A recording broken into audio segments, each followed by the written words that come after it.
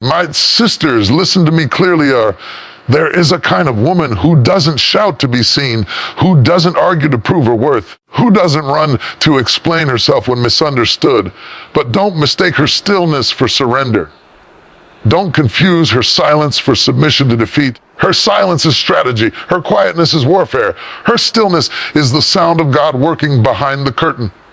See, when a woman goes silent, she's not backing down, she's tuning into the frequency of heaven, listening for divine instructions, because she knows that reaction is not the same as revelation. She understands that when she holds her tongue, she's holding her power. She's not a woman to play with, because the woman who can stay silent has mastered herself. The one who doesn't need applause has already heard from God. The one who walks away without explanation has already won the battle in the spirit. When she stays silent, it's not because she has nothing to say. It's because she knows when to say it. It's because she doesn't waste her words on ears that weren't assigned to hear her voice. You may not see her crying anymore. That doesn't mean she's not fighting. You may not hear her begging anymore, but that doesn't mean she's not believing. You may not see her posting anymore, but that doesn't mean she's not preparing. She's dangerous because she doesn't have to announce her comeback. She lets her fruit speak. She lets her peace speak. She lets her elevation speak. So the next time you see a woman who's gone quiet, don't assume she's broken. Don't assume she's given up. There is a sacred strength that often goes unnoticed in this loud, chaotic, and noisy world, and that strength is silence. It's not celebrated. It doesn't get applause. You won't find it trending, and it rarely makes headlines. The woman who walks in silence is often the one who carries the most wisdom. Let me say it loud and clear: silence is not weakness. It is not surrender. It is not a sign of defeat. In fact, for the discerning woman, silence is wisdom in motion. It is a holy pause, a divine restraint. It's the sacred decision to not waste energy on battles that don't require her sword. It's the strength to know that not every attack deserves a reaction. Every conversation requires her voice. You see, the world has taught us that being loud means being powerful, that the louder you are, the more important you must be. But heaven sees differently. Heaven understands that true strength is not found in volume, but in vision. True wisdom doesn't scream, it sees. It waits, it discerns. Silence for the wise woman is not empty, it's full of awareness, full of strategy, full of faith. When a woman chooses silence, she is not choosing to bow down, she is choosing to rise above. She's saying, I refuse to be baited into foolishness. I won't let my emotions pull me into places that my spirit has already left. I'm not here to prove a point. I'm here to fulfill a purpose. When the children of Israel were marching around the walls of Jericho, they didn't shout every day. No, they walked in silence for 6 days. Obedience in silence, movement in silence, faith in silence. And then on the 7th day, when the shout was finally released, the walls fell. What's the lesson? Sometimes your silence is not the absence of action. It is the preparation for breakthrough. You see, wisdom is knowing when to speak and when to be silent. Wisdom understands timing. The right word at the wrong time can destroy what God is trying to build. The right silence at the right moment can confuse the enemy and align you with heaven's agenda. A woman who has learned the value of silence is a woman who has learned to trust God more than her own tongue. She knows that silence doesn't mean she's scared. It means she's secure. Secure in who she is. Secure in who God is. Secure enough to know that vindication doesn't come from her voice. It comes from her victory.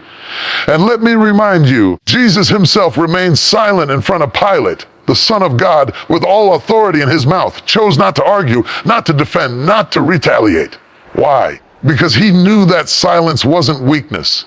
It was strategy. He didn't need to speak.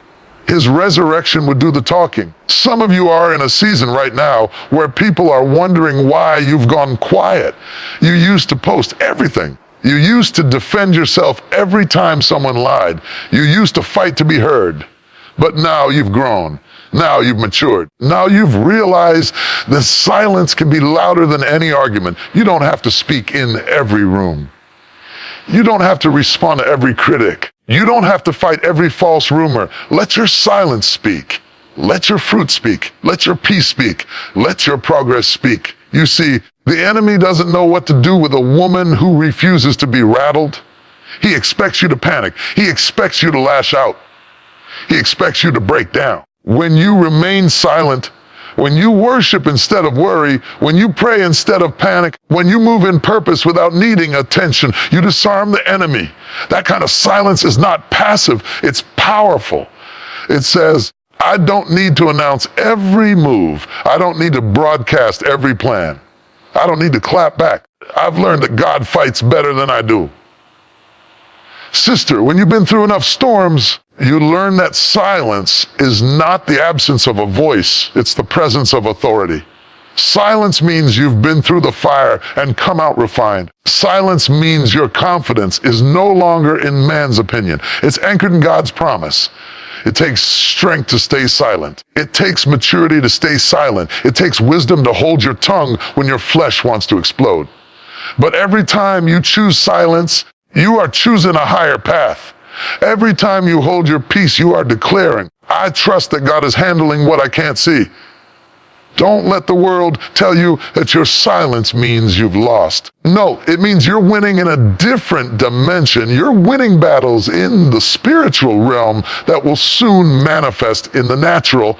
You're listening to the voice of God instead of the noise of people. And one day, not too long from now, these same people who misunderstood your silence will have to watch the blessing that your stillness unlocked. Because when you allow silence to be your sanctuary, you give heaven permission to move on your behalf. A woman of wisdom doesn't rush into reaction. She doesn't panic when the storm starts swirling. She doesn't run to the crowd when the pressure rises. No, she steps back. She withdraws. She retreats not in fear, but in focus, because she knows that silence isn't a sign of giving up, it's a sign of gearing up. Woman who chooses silence over shouting, stillness over scrambling, prayer over panic is not being passive, she's being precise. She understands that battles aren't always won with loud voices. Some are won in quiet chambers, on bruised knees, whispered prayers and silent tears that only God sees. You see, silence is a spiritual strategy. It's not for the weak, it's for the war ready. And when a woman learns to be silent when everything in her wants to scream, that's not suppression. That's self-control. That's not fear, that's faith in action. Let me tell you something that the devil doesn't know what to do with a woman who uses silence as her sword. He expects her to rant. He expects her to lose her mind. He expects her to crumble. When she retreats into her quiet place, when she shuts the door to the world and opens her heart to heaven, that woman becomes untouchable. She's not hiding from the battle. She's preparing for victory. Her silence is not emptiness. It's download time from heaven. While others are talking, she's tuning in. While others are panicking, she's praying. While others are scrambling for answers, she's soaking in God's direction. You have to understand, not every battle is yours to fight publicly.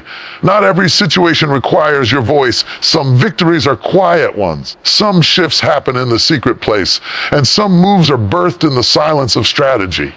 The enemy hates a silent woman because she's unpredictable. He can't trace her steps. He can't anticipate her reaction. He can't trigger her into chaos because she's anchored in discernment. When a woman starts moving in discernment instead of dysfunction, hell gets nervous. You don't always have to announce your next move. You don't always have to justify your silence. Sometimes the strategy is in the mystery. Sometimes the strength is in what you don't say. Because when a woman learns to withhold words, she preserves power. The Lord will fight for you. You need only to be still. Silent, anchored, trusting. That is the strategy of the kingdom. Because the world will tell you, speak your mind. But heaven says, guard your mouth. The world says, defend yourself. But heaven says, let me handle it. And when God handles it, no man can undo it. She's quiet, Achai, because she's being coached by the Spirit. She's not ignoring you. She's being instructed. And that's dangerous. That's powerful. When she emerges from her silence, she comes out with strategy, with clarity, with fire, and with vision. Her silence is not the end of her voice, it's the beginning of a greater volume. Because when she finally speaks, it won't be emotion, it'll be authority. When she finally moves, it won't be chaos, it'll be calculated. When she finally decides, won't be reaction, it'll be revelation. Enough. And don't be surprised if while she was silent, she grew in strength. Don't be shocked when her silence gave birth to ideas, healing, new habits, and care enough and new levels of power, because she wasn't doing nothing. She was doing the most important thing, aligning with the will of God. Enough. Her value isn't determined by visibility. Her strength isn't tied to applause. Her identity isn't dependent on followers' fame or titles. She knows who she is even when no one else sees her. This woman is dangerous because she's not looking for the stage. She's building something deeper. While others are climbing ladders to be recognized, she's digging roots so she can last. While the world is chasing fame, she's chasing faithfulness. Care enough. While others need validation, she already has vision, doesn't need a platform to feel powerful. She doesn't need a microphone to have a voice. She doesn't need a spotlight to shine, because she knows that what's done in secret carries more weight in the spirit than what's shouted from rooftops. She doesn't mind being unseen by man because she knows she's already been seen by God. She doesn't need to post every move or prove her worth. She's not trying to convince anybody. She's walking in conviction, because real confidence doesn't come from compliments. It comes from calling. Let me remind you, some of the most powerful people in the Bible were hidden for a season. Moses spent 40 years in the wilderness before he ever led a nation. David was anointed king, but went back to tending sheep before he ever sat on a throne. Esther was unknown in the palace until God uncalled her to save her people. And care enough. Hidden doesn't mean forgotten. Unseen doesn't mean unimportant. Low profile doesn't mean low impact. Enough. She understands this. So she doesn't get bitter when others get recognized before her. She doesn't shrink when she's overlooked. She doesn't quit when she's not invited, because she knows the anointing works in silence. The oil flows in private. God often hides his greatest weapons. And care enough, he tucks them away where they can grow without pressure, mature without performance, and be refined without public eyes. Because when he finally reveals them, care enough, they are ready, not just ready to be seen, but ready to be effective. This woman is not waiting to be called out. She's already called. Enough. She's not addicted to being admired. She's anchored in her assignment. And because she knows who she is, she can afford to let others take the stage. Knowing her power was never tied to perception. It was birthed in presence. She doesn't envy the noise because she's built for depth. Care enough. She doesn't crave attention because she's focused on alignment. She's not running to be seen by people. She's walking in obedience to be used by God. Some of the battles she fights will never be posted. Some of the seeds she plants will never carry her name. She's the mother who pours into her children when no one is clapping. She's the entrepreneur who's building legacy while others are chasing likes. She's the intercessor who breaks chains in prayer while staying anonymous in public. She's the visionary who keeps working the vision even when nobody else sees it yet. The world doesn't understand a woman like this. In a culture that rewards loudness, visibility, and nonstop opinions, a silent woman feels like a mystery, even a threat. But that's exactly what she is. A holy threat to darkness, because she doesn't fight like everyone else. She fights in the spirit, not in the spotlight. Her silence is not an absence of action. It is spiritual positioning. It is her way of saying, I don't have to explain myself. And care enough. I don't have to entertain foolishness. I don't have to fight the way the world fights. Care enough, because I have another weapon, a sacred one, and it's silence. A woman who has learned how to stay silent in the face of provocation is a woman who has learned how to walk in power. She has mastered the ability to pause before she responds, pray before she reacts, and listen before she speaks. That kind of woman is not just wise. She's dangerous to the kingdom of darkness. Her silence is full of movement. Not outward, inward. She is waging war in the invisible realm. She is discerning what the naked eye cannot see. She is leaning into what the Holy Spirit is saying. Care enough instead of what her emotions are screaming. Let me tell you, the enemy doesn't fear a noisy woman. He fears a disciplined woman. Care enough. A woman who can be wronged and still walk away in grace. A woman who be attacked but chooses to intercede instead of interfere. Enough. A woman who can sit silently before God and wait for his timing rather than forcing her own way. She knows that every battle doesn't deserve her voice. Care enough. Every offense doesn't require her explanation. Every confrontation doesn't need her energy. Because some battles are won through silence and surrender to God. And care and Bible. When the Israelites were trapped between Pharaoh's army and the Red Sea, God didn't tell them to fight. He didn't tell them to scream. He said in Exodus 14:14, the Lord will fight for you. You need only to be still. There is something heavenly about holy silence. It says, God, I trust you more than my voice. I trust your plan more than my pain. I trust that if I stay in position, care enough, you will handle what I cannot. That kind of trust is rare. That kind of faith is strong. And care enough. And that kind of silence is not silence at all. It is a roar in the realm of the Spirit. This woman is no longer ruled by her feelings. She's ruled by her faith. She doesn't swing at every insult. She doesn't clap back at every comment. Care enough. She doesn't give her energy to every fire the enemy starts. Why? Because she's not living for reaction. She's living from revelation. Self-control is not weakness. It's warfare. It's the ability to feel every storm inside of you and yet not let it take over. It's knowing you could say something, but choosing silence instead. It's knowing you could retaliate, but choosing peace. Care enough. It's knowing you're right, but still choosing righteousness. Let me tell you something. It takes strength to stay quiet when your flesh is raging. It takes maturity to sit still when everything in you wants to get up and run. It takes spiritual power to say, God, care enough. I can handle this, but I choose your way. She is mastering self-control because she has tasted what happens when you live without it. She's been burned by impulsive decisions. She's seen what happens when you let your anger speak before your wisdom can answer. Care enough. She's felt the regret follows words that were never meant to be spoken. And so now she's learning. She's growing. Care enough. She's being stretched by the Holy Spirit, not to make her perfect, but to make her purposeful. Not to make her emotionless, but to make her anchored. Care enough. You don't hear her yelling anymore. You don't see her explaining herself to everybody. She's not rushing into things without discernment because she understands now that self-control is a fruit of the Spirit, not a suggestion. It's a divine sign that you are maturing, transforming. Care enough and stepping into your God-ordained identity. You can have all the talent in the world, but without self-control, you'll destroy what you were meant to build. And care enough. You can be called, but without discipline, you'll collapse under the weight of your own emotions. Because she has discovered that the enemy isn't always after her voice.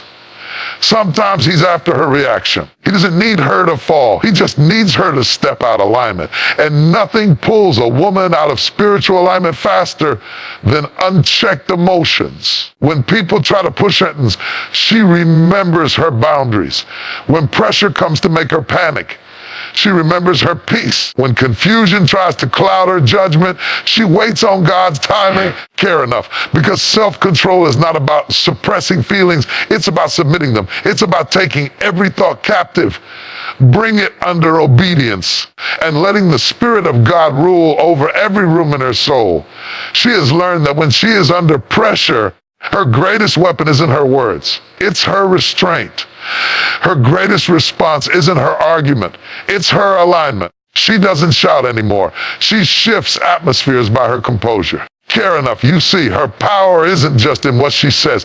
It's in what she chooses not to say. Her strength isn't only in what she does. It's in what she refuses to do.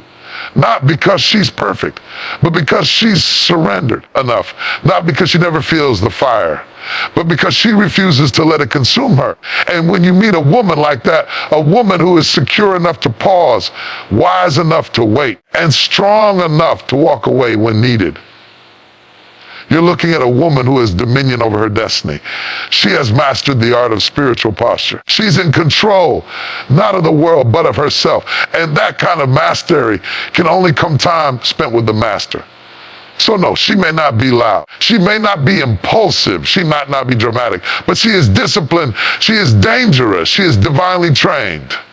They looked at the silence, the suffering, the season of stillness, and assumed she was finished. They judged her pause as a permanent place. They misread her quiet as quitting. Care enough. They mistook her delay for a denial. It won't be the apology. It won't be with noise. It will be with evidence. She doesn't need to convince them. She doesn't need to post a response. She doesn't need to cry about what was lost, because her comeback's about to say what her words never could. You see, there is something holy about a woman who rises again, a woman who's been broken and bruised but not buried, and care enough, a woman who's walked through fire and didn't come out smelling like smoke, a woman who survived betrayal, disappointment, heartbreak, and a delay, and still got up. That kind of woman is not just strong. She's anointed. She's not just healed. She's commissioned. She's not just back. She's better. It won't be small. It won't be soft. It will be undeniable. It will be prophetic. It will be redemptive. Care enough. And you may have counted her out, sure, but God was counting the days until the oil was ready, the days until the healing was complete, the days until the vision was matured, the days until her name matched her assignment. See, the most powerful thing about her comeback isn't what she's doing. It's what she survived to get here. You don't know the therapy, the fasting, the journaling, the warfare, the loneliness, the battles no one else saw. She was bleeding, but still serving. She was tired, but still believing. She was grieving, but still growing. And now, the harvest is here. Now, the evidence is about to speak. Care enough, she doesn't even have to say a word, because blessing has a sound all its own. Elevation doesn't need an explanation. Restoration doesn't need to be rehearsed. When God raises you, the same people who dismissed you will be convicted by your fruit. The same ones who mocked you will be silenced by your mission.